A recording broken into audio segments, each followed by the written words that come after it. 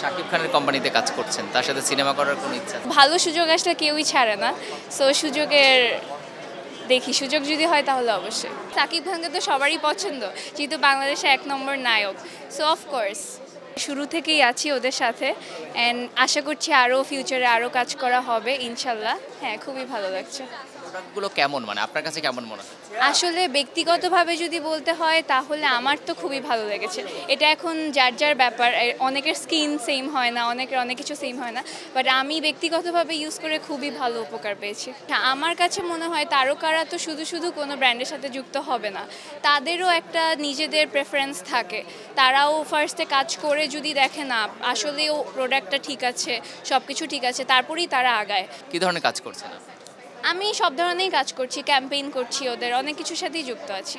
যখন যেটা আর কি আমার মনে হয় যে হ্যাঁ করা উচিত বা যেটা ভালো লাগে ওই প্রেফারেন্স থেকেই করি। মিডিয়ার সাথে যুক্ত আছেন আপনি? হ্যাঁ, যুক্ত আছি। টিভিসি ওভিসি করা হয়েছে, অনেক রকম কাজ করা হয়েছে, পার্সোনাল মডেলিং করা হয়েছে, অনেক কিছু করা হয়েছে। কি প্ল্যানিং আছে সামনে?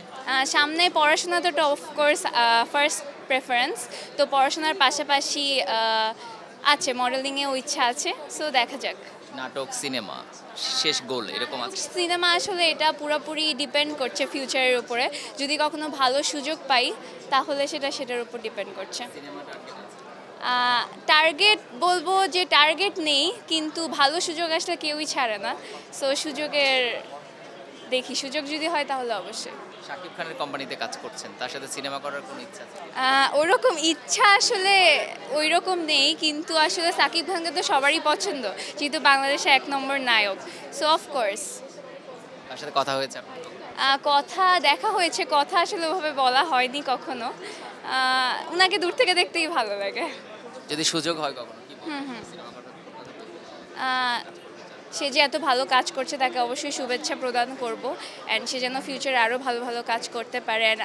ধন্যবাদ জানাবো আমাদের এত ভালো ভালো কাজ দেওয়ার জন্য।